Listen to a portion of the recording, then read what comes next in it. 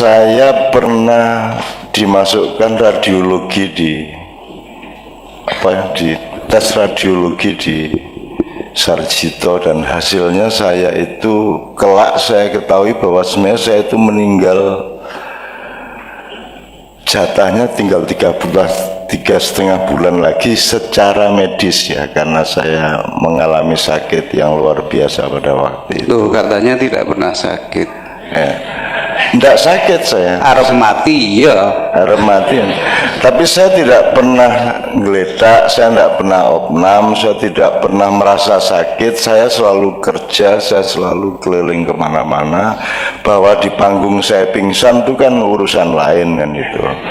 Ning pokoknya aku terus, aku loro karo ora loro kui kita salah sangka saja gitu. Tapi dimulai sekarang ya Mas Edet ya. Saya ingin merayakan hari ini dulu ya. Pertama, ini sawalan kedokteran ini kan saya seneng tuh gini.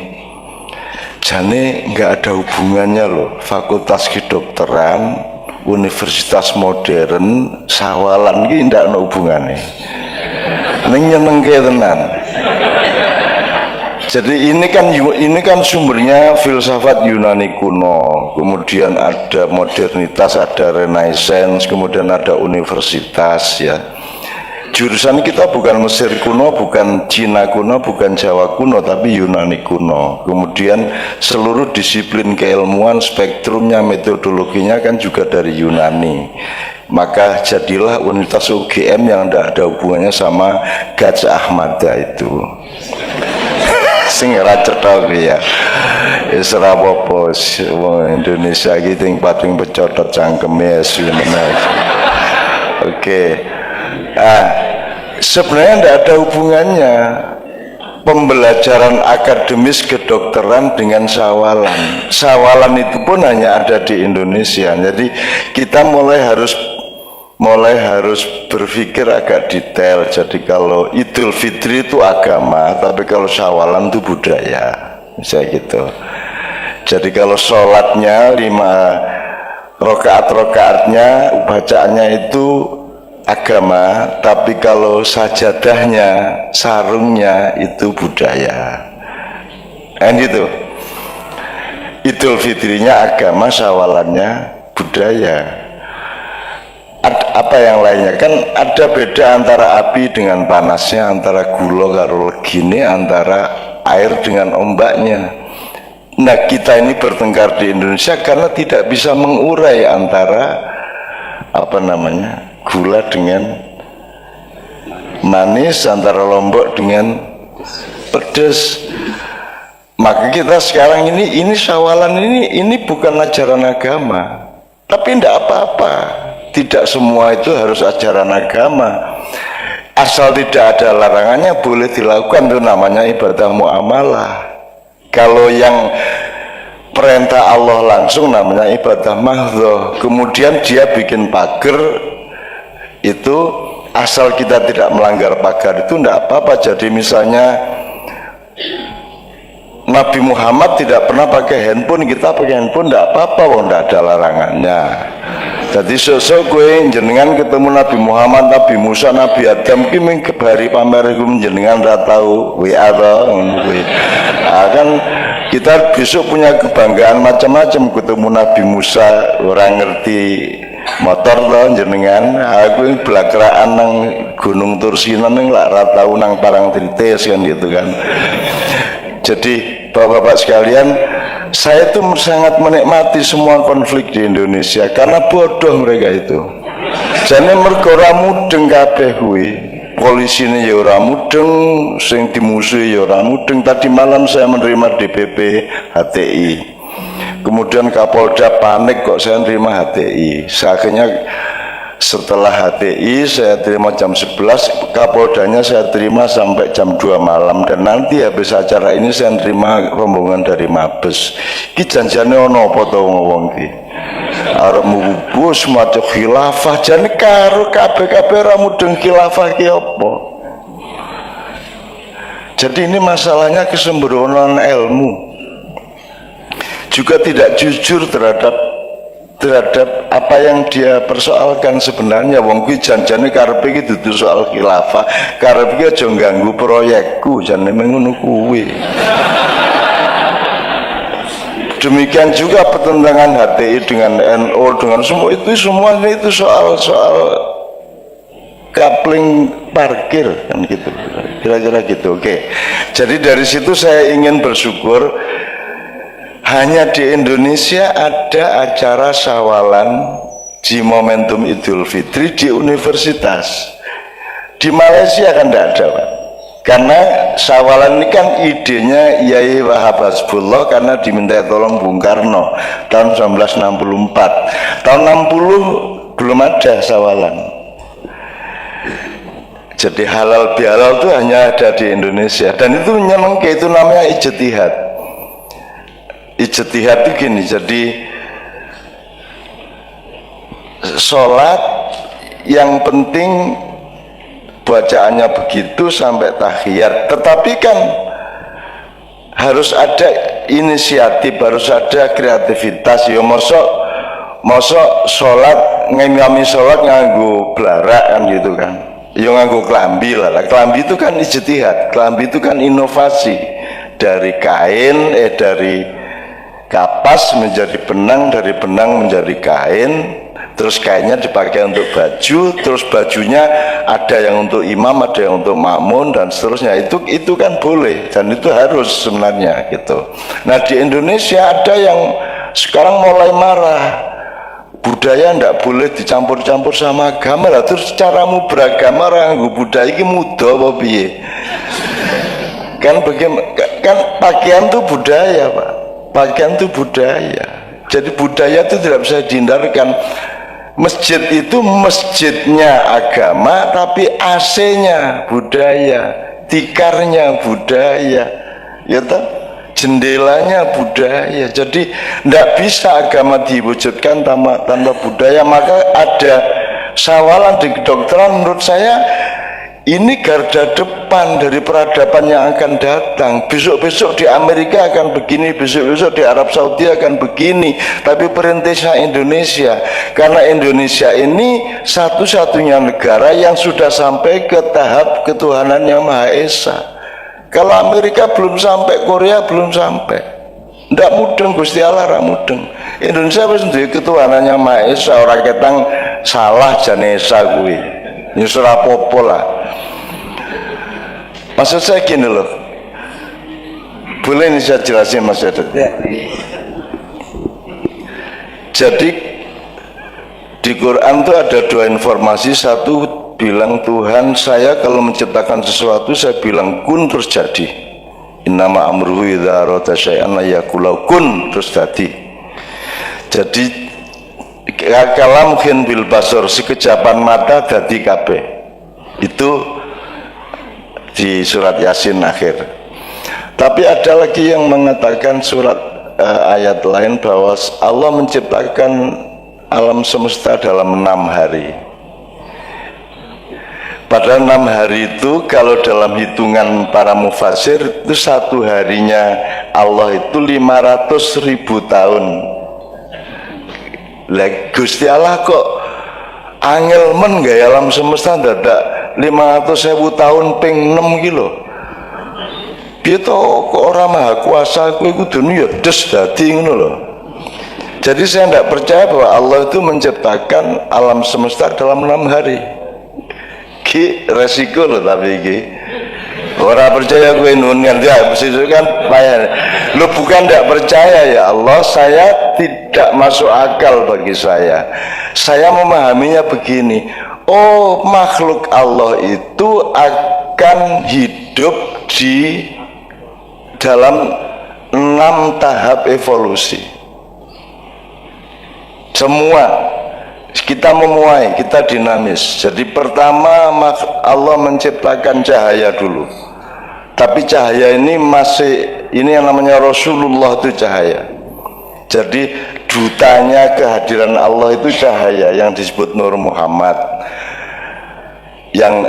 yang Ibu Dekan menangis tadi karena asal usulnya dari Ibu Rabi'ah. Rabi'ah itu orang yang mengenal Nur Muhammad, orang yang ingin memadamkan ingin membakar surga dan ingin memadamkan neraka, kan gitu ya Bu Dekan ya. Jadi Rabi'ah itu suatu malam bawa ember sambil teriak-teriak, akan aku padamkan api neraka, supaya orang tidak berbuat baik hanya karena takut neraka, tapi karena cinta kepada Allah, kan. Suatu hari dia bawa api, lu kemana Rabi'ah? Saya mau bakar surga, supaya orang itu berbuat baik tidak karena ingin masuk surga, gitu. Rabi'ah nengin rak di kayak ngomong kendir, kan gitu. Kalau di Indonesia ya kan, orang Indonesia ini Nabi Muhammad tekawe ditangkep polsek atau ya gitu. Indonesia itu memang paling paling istimewa. Oke. Dari situ kemudian Allah menciptakan 6 tahap satu benda. Dan ini mungkin 220 miliar tahun mengono benda. Kumparan asap menggumpal, ada yang masih tetap panas menjadi yang disebut matahari yang bermiliar-miliar juga jumlahnya, sampai ada yang memadat dingin menjadi bumi, menjadi planet, menjadi satelit, bulan dan seterusnya itu. Kemudian Allah menciptakan benda yang tumbuh, nabati. Kemudian Tuhan pada tahap ketiga Tuhan menciptakan benda yang tumbuh dan bisa bergerak dan berpindah-pindah, namanya binatang.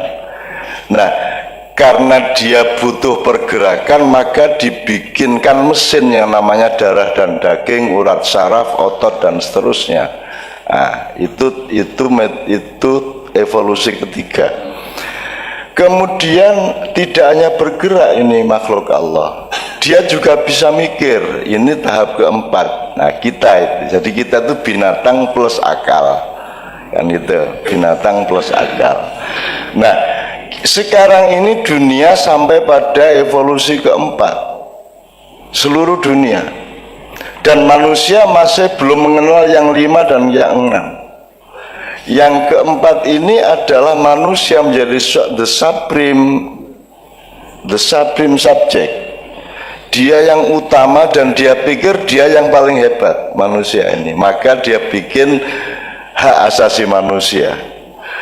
Gue kan nyenengke gue, kok ada hak asasi manusia? Setahu saya yang punya hak kan yang punya saham, Pak. Lagi menungsa iki ndek saham apa ndul? Kowe iki nguyu ora iso njadwal. Kowe rambutmu arep putih kowe ya mung isone kok cet. Kowe iki ora iso apa-apa, menungsa itu tidak punya kemampuan apa-apa. Dan orang kedokteran tahu persis betapa lemahnya manusia, kan begitu. Dokter tahu persis betapa lemahnya kita semua. Kanker jenis kok ngendi to asline ya angel, apa meneh virus kuwi. Makanya virus ki ya lawane mung wiritan, Mas. Lah saya sudah seharusnya mati kok. Kalau saya tidak pakai teori itu saya sudah mati tahun 2002 itu. Karena sudah turun 26 kilo, sini saya sudah tidak berfungsi, tiroid saya, hipertiroid semua udah, ini sudah terbakar habis menurut Sarjito. Ning ora wani kondo aku. Setelah aku lemu loh, Cak, kok isih urip ngono ya?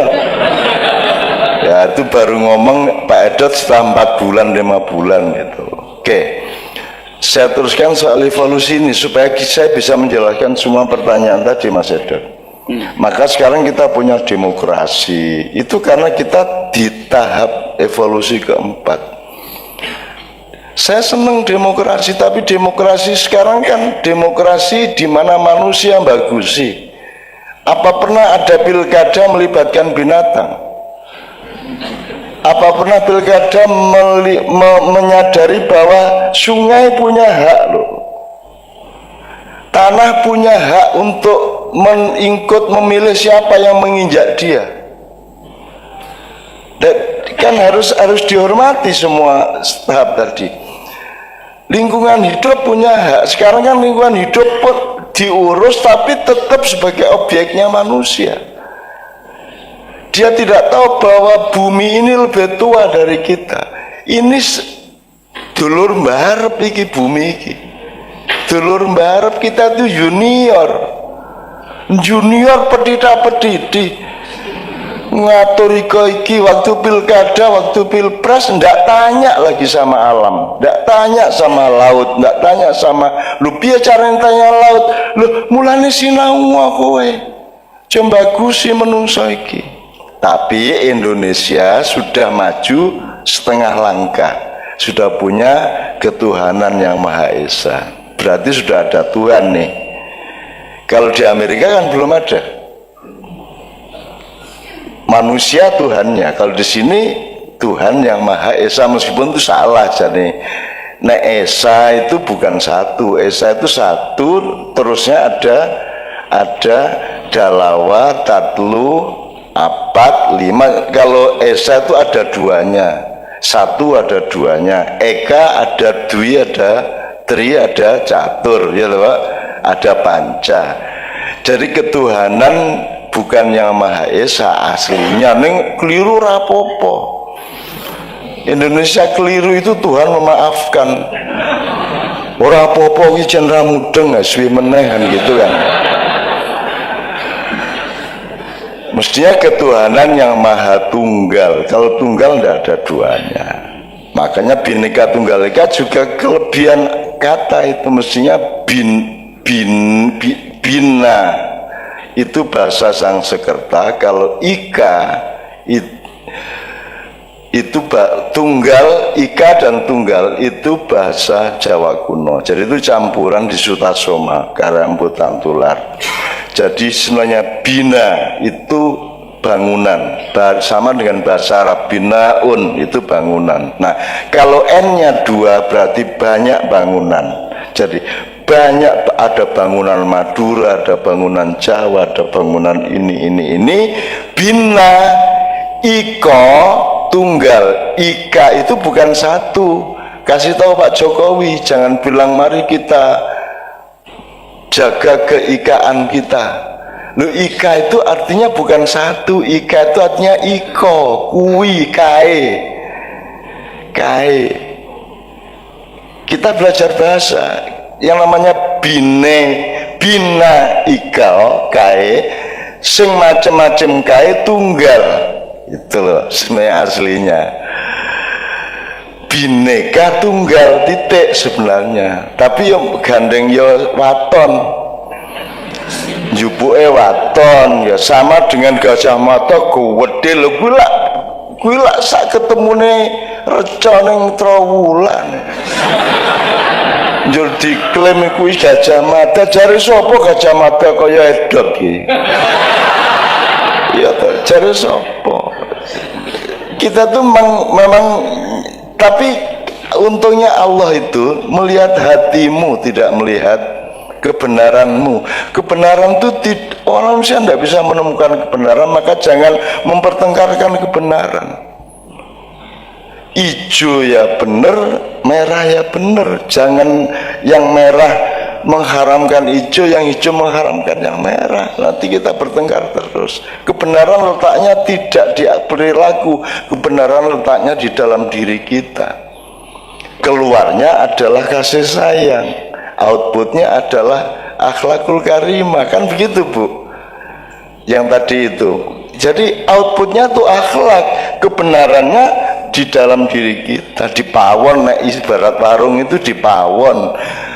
Gitu loh, kue arep nggawe apa wae kan itu urusannya dipawon, merke apa itu dipawon. Tapi begitu nyuguhin konsumen di warung, yang kita suguhkan adalah yang baik untuk konsumen, bukan yang benar menurut kita, kan gitu.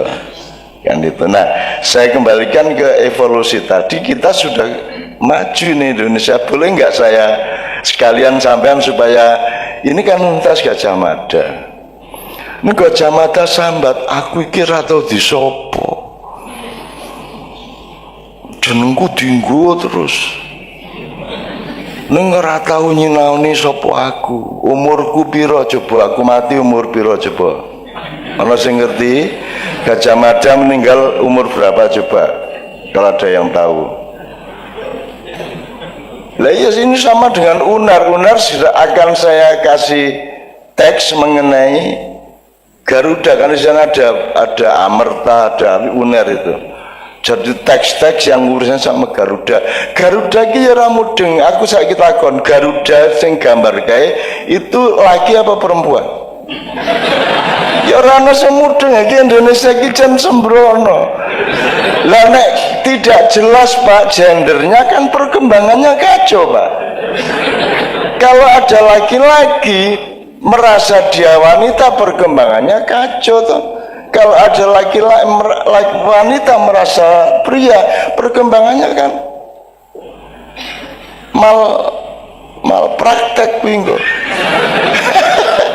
Nah saya tanya, Garuda ini karepe sing gambar kuwi Sultan Abdul Hamid Pontianak yang gambar awal. Itu karepe lanang apa wedok, jantan apa betina, ora ono sing iso njawab nganti saiki. Iki siji. Engko tak dudui kowe. Nek wis ora iso njawab. Nomor loro.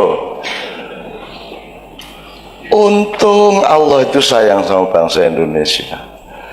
Dia mengizinkan Amerika ngebom Hiroshima Nagasaki itu tanggal 14 Agustus 1945, terus Indonesia merdeka 3 hari kemudian. Ya, sehingga lambang Garuda itu sayapnya 17, ekornya 8. Saiki bayangke nek ngebome Amerika kuwi tanggal 30 Desember. Terus kene merdeka 1 Januari ya Garudane ming siji ngene iki. Karo buntute ngene iki. Terus piye Garudane? Jadi saya tuh seneng lihat Indonesia tuh, ya Allah, ya anakku sing tak sayang tenan, ya Allah. Aku mbayangke angger ndelok gambar ngene-ngene iki aku mesti guyu. Walah, ya Allah, alhamdulillah merdekanya itu kok tanggal 17. Bayangin kalau 1 Januari ke Garudane gini. Itu Garuda. Kapan-kapan saya ceritain asal-usul Garuda ini berdasarkan teks, berdasarkan literasi, berdasarkan main resource, saya nggak berdasarkan khayal saya. Saya mencari bahan-bahan dan saya dapat buku-buku kuno, buku-buku lama, dan jadi saya ini Garuda itu bukan burung, Bu. Garuda itu nama burung, bukan burung. Kalau burungnya tuh elang, raja wali, ulung, cipret, emprit, ya. Namanya si elang ini namanya Garuda, yang ngasih nama ibunya. Ibunya ini dalam posisi dia dijajah oleh kakaknya sendiri. Kakaknya ini kerjasama sama naga, 44 jumlahnya, sekarang tinggal 9. Ya, itu menjajah adiknya dengan manipulasi karena mereka dulu itu menebak itu ada kuda yang lewat di Cakrawala, ya. Terus 2 bersaudara anaknya raja ini bedean kae, buntute warnane apa, ekornya warna apa, kakaknya mengatakan hitam, adiknya mengatakan enggak, putih. Ternyata begitu kudanya mendekat benar-benar putih. Kakaknya panik, padahal perjanjiannya siapa yang kalah akan jadi budak yang menang. Jadi berarti kakaknya akan jadi budak adiknya. Akhirnya si kakak ini memanipulasi, nyuruh naga 44 itu nyembur ekornya kuda. Akhirnya tidak menjadi putih lagi, wis disembur. Ya, akhirnya adiknya kalah. Terus dia berpuluh-puluh tahun menjadi budak dari kakaknya. Akhirnya dia berdoa kepada dewa. Akhirnya dewa memberi kasih sayang ke dia. Oke, kue tak kei anak jenengke Garuda. Gitu. Jadi anaknya si adik ini namanya Garuda. Burung, ya. namanya Garuda. Tugasnya Garuda adalah membebaskan ibunya dari perbudakan Cina jenih naga-naga. Kleru cangkemku wijan. Gitu.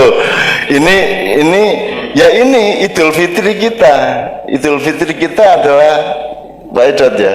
Idul Fitri itu kan kita refresh, detox kan gitu, detox. Nah, levelnya berbeda, ada kefitrian profesional. Saya dokter, kamu insinyur, kan gitu.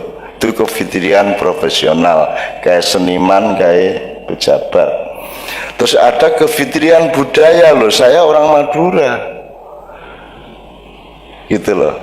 Saya orang Madura, saya orang Jawa, saya orang Bugis, kan gitu. Itu kefitrian budaya. Ada lagi kefitrian kemakhlukan, kefitrian khuluqiyah. Saya manusia, saya bukan binatang, kan gitu. Nah, sekarang ada kefitrian yang lebih dalam, lebih tinggi lagi.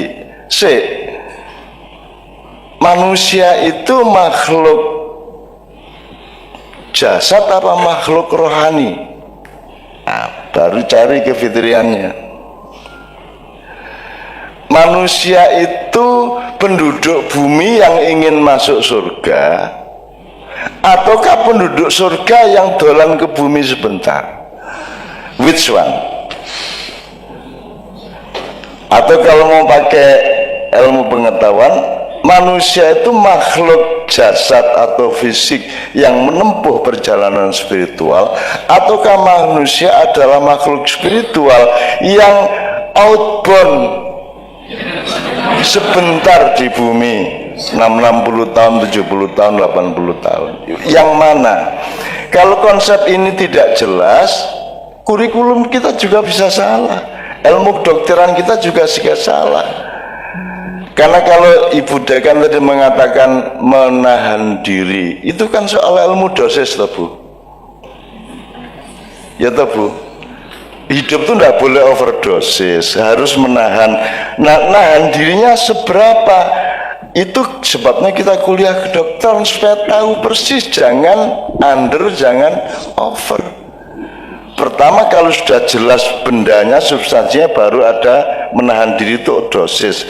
Sebelumnya ada dosis, ada dosis dalam arti substansi. Rasa nganggo pil sing iki wis kan gitu ya. Iki engko rada apa ya istilah kedokteran gitu ya. Itu kan kita tentukan ini apa ini, ada beberapa produk. Kita ini saja, jangan ini dulu. Nanti kalau kita lihat ini belum ada perkembangan, baru kita coba yang ini, kan begitu. Itu juga menahan diri. Hidup itu kan cuma dua itu, menahan atau menahan itu mengendalikan atau melampiaskan. Hidup itu cuma itu, melampiaskan apa mengendalikan, ngegas apa ngerem. Kan ngono. Lah wong urip ki ngegas wae. Ngegas wae. Wis dadi bupati njaluk meneh. Digas meneh, bar kuwi bojone.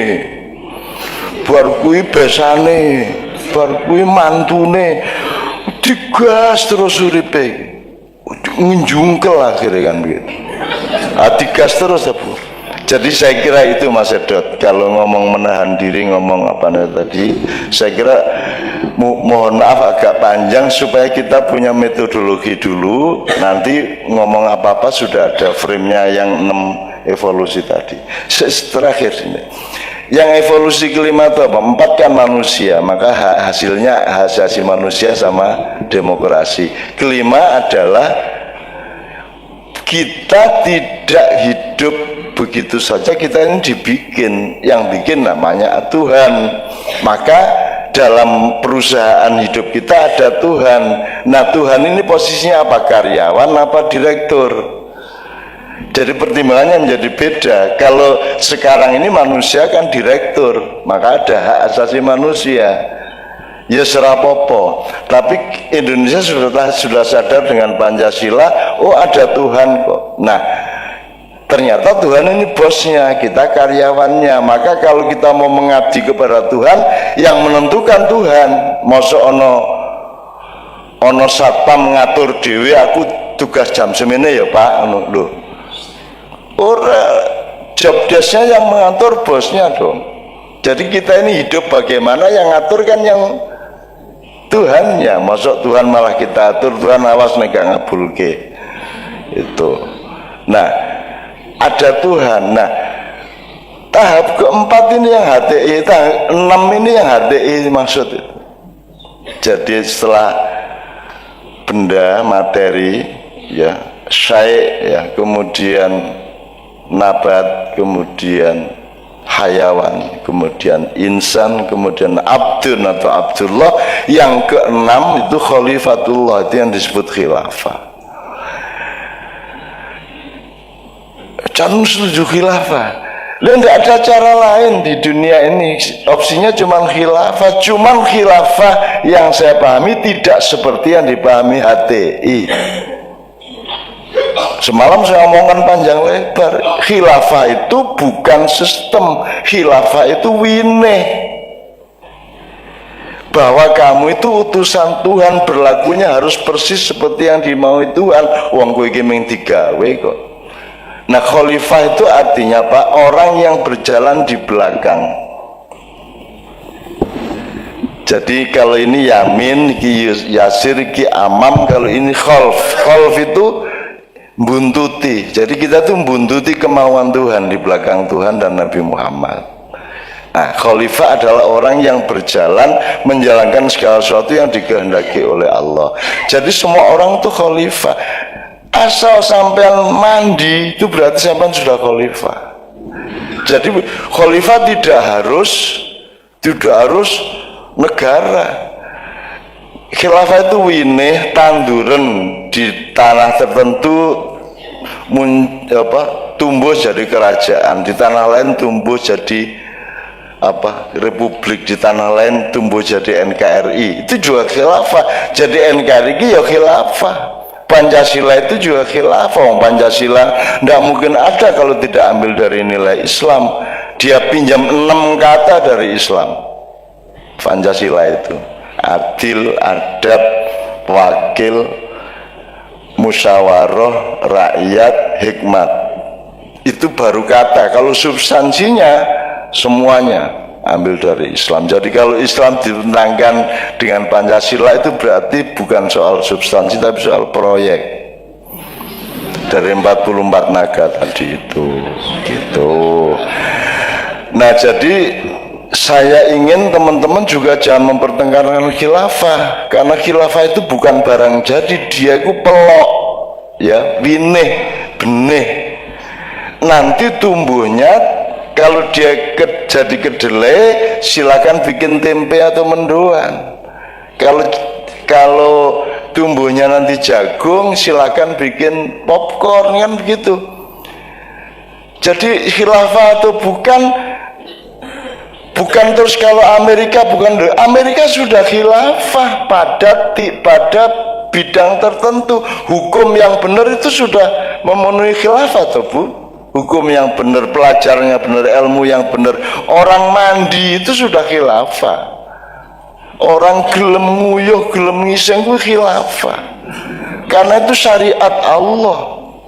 Syariat Allah itu sholat 5 waktu kan baru 14 abad. Sebelumnya 22 miliar tahun tidak ada syariat Allah seperti itu. Dari syariat Allah itu lebih luas daripada syariat Islam. Kalau syariat Islam itu ibadah mahdhah sejak Nabi Muhammad.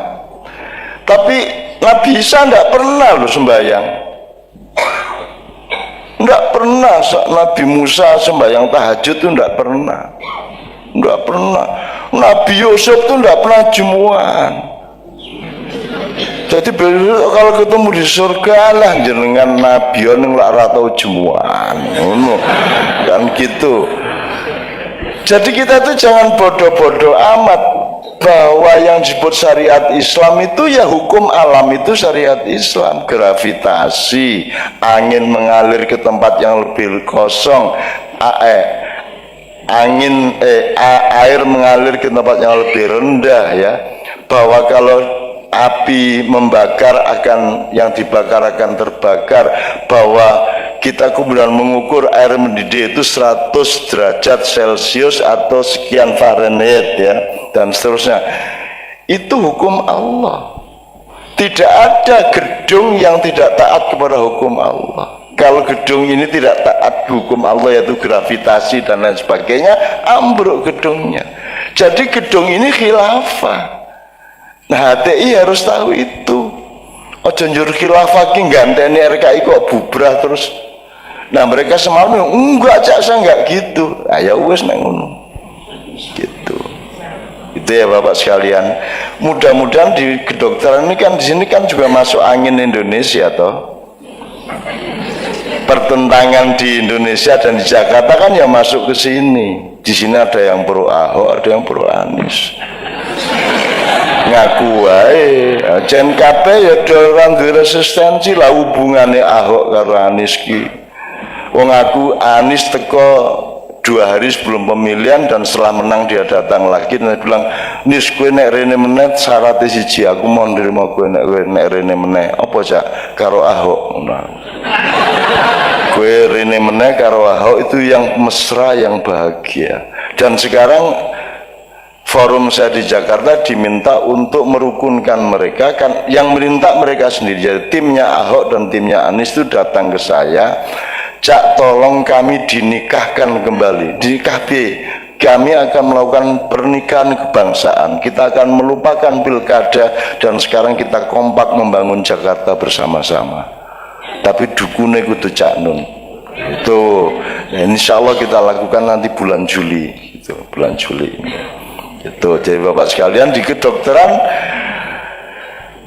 ayo kita cari ilmu yang lebih komprehensif, metodologi yang lebih jernih, yang lebih luas, yang lebih kafah, supaya kita tidak dipertengkarkan oleh kebodohan dan kekurangan ilmu kita satu sama lain. Gitu kira-kira. Termasuk Idul Fitri ini mudah-mudahan wis halal bihalal tenan, ridho biridho tenan, dan Anda diberkahi Allah karena Anda ini orang-orang yang luar biasa mulia di mata Allah, karena Anda ini orang yang menolong orang sakit.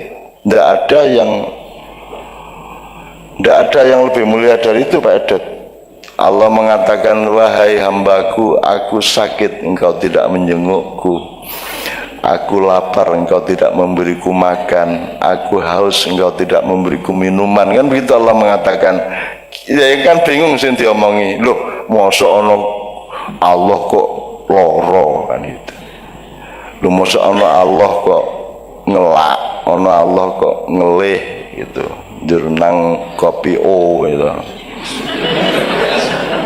Terus Allah mengatakan, "Tidakkah engkau mengetahui itu si fulan sahabatmu, saudaramu sama itu sedang sakit dan engkau tidak menjenguk dia? Aku ada pada hatinya, aku ada pada dia." Nah, Anda adalah orang-orang yang ini tadi sebelum kesini kan Pak Edet cek pasien dulu. Dan saya itu tidak kuat jadi dokter, Bapak sekalian. Anda itu hebat. Nah, aku ra kuat. Mesti kudu nesu terus. Piye to pemerintah ngono mesti aku. Iki piye iki ya? Banyak sekali masalah yang tidak memungkinkan pasien kita yang miskin-miskin terutama bisa sembuh karena ada halangan politis, halangan struktur, regulasi dan seterusnya. Nah, aku ra kuat jadi dokter. Jadi Anda itu orang yang sangat tinggi derajatnya. Sebabnya aku ra kuat. Nah, aku biyen tau nyaluk mlebu kedokteran ning guyu dhewe pekok. Ya mesti ora iso aku mlebu, aku SMA ora lulus. Budekan mengatakan beberapa tahun di Gontor berhijrah ke Jogja. Cari sopo? Bu, aku ini diusir saka Gontor. Hijrah piye? Diusir Itu pun saya masuk Jogja itu tidak sah kalau saya sampai jadi pejabat, nanti diungkit-ungkit sama musuh saya. Sebab saya itu tidak legal sekolah saya. Saya itu sekolah di SMP Selatan Permata di Lubuk Permata itu Bu. Dulu ada SMP Tampungan di situ. Ya, kalau pagi SMP 2 Muhammadiyah Putri, kalau sore SMP 8 Muhammadiyah Tampungan, ndak pakai seragam, katokan entuk, mlebu entuk, ora mlebu entuk. Saya sekolah di situ. Dan saya bayar bal voli coba. Jadi saya itu ndak punya rapot SMP, wong saya dari pesantren, tapi saya dapat rapot SMP dari Jombang karena saya nyumbang net sama apa jenenge bal voli iki lho, njur aku digawani rapot iso mlebu SMP. Nah, SMP di sini kan tidak legal saya. Maka sudah saya bakar semua yang ijazah itu. Ijazah SMA tak bakar, SD tak bakar, kabeh wis ra ijazah-ijazah. Wis pokoke aku ngene iki, gelem ora gelem. Dan itu yang bikin Novia tertarik sama saya.